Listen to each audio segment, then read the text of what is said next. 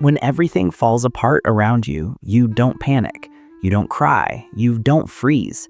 You just handle it quietly, calmly, like it's nothing. People look at you and see strength. They see someone who has it all together, someone they can count on when things get hard. But what they don't see is that your calm isn't peace. It's something else entirely, something you learned a long time ago, and it's not always what it looks like. If you're the person who stays calm under pressure, you need to understand something. Your calmness isn't a superpower. It's not because you're naturally more composed than everyone else, and it's not because nothing gets to you. The truth is, you learned to be calm. You had to be. At some point, probably early on, you realized that losing control wasn't an option, that panicking didn't help, that someone had to keep it together.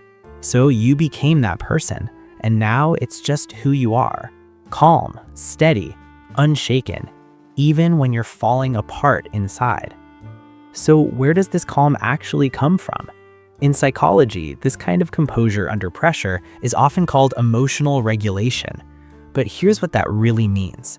For most people who stay calm in crisis, it didn't start as a skill. It started as survival.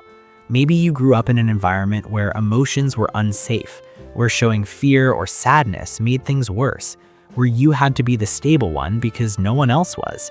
So you learned to shut down the panic, to quiet the fear, to stay functional no matter what. And over time, that response became automatic. Your nervous system learned that calm equals safety, that control equals survival. So now, even when everything's falling apart, your default is stillness. And this calm shows up everywhere. When there's a crisis at work, everyone turns to you. You're the one who figures it out while others are panicking. When someone you love is breaking down, you hold them together. You stay steady so they can fall apart. You're always the voice of reason, the problem solver, the anchor. But here's what people don't see. You're just as stressed as they are. You're just as scared.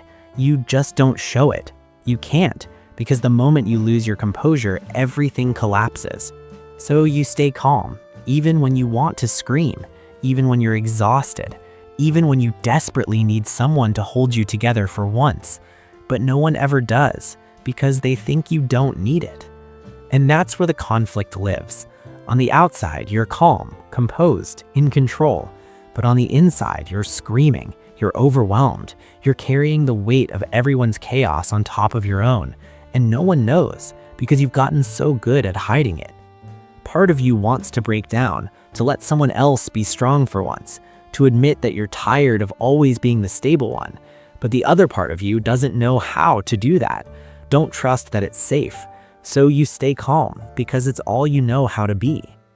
So you adapt in ways most people never notice. You stop asking for help because you've learned no one's coming. You handle everything alone because that's easier than waiting for support that won't arrive. You become emotionally self-sufficient, almost detached, because caring too much, feeling too much, it makes the calm harder to maintain. You also start avoiding situations where you might lose control. You don't watch emotional movies. You don't talk about things that might break you open. You keep everything surface level, manageable, safe. And over time, you realize something. You've become so good at being calm for everyone else that you forgot how to fall apart for yourself. And that's exhausting in ways no one sees. Now, here's the truth that most people who stay calm under pressure never realize. Your calm isn't strength. It's a wound that learned to look like composure. It's what happens when you aren't allowed to be afraid, when no one caught you, so you learned never to fall. Your calmness is protection.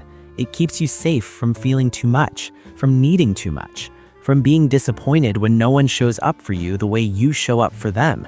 You didn't choose to be this way. You had to become this way. And now it's so deep in you, you don't know who you'd be without it. If you're the person who stays calm under pressure, I need you to know something. You're allowed to not be okay. You're allowed to fall apart sometimes. You're allowed to need someone the way everyone needs you. Your calm has carried you through so much. It's protected you, kept you standing when everything else was collapsing. But you don't have to carry it alone anymore. What's underneath your calm, the fear, the exhaustion, the weight, it's real too, and it deserves to be held, just like you've been holding everyone else. You're allowed to let go.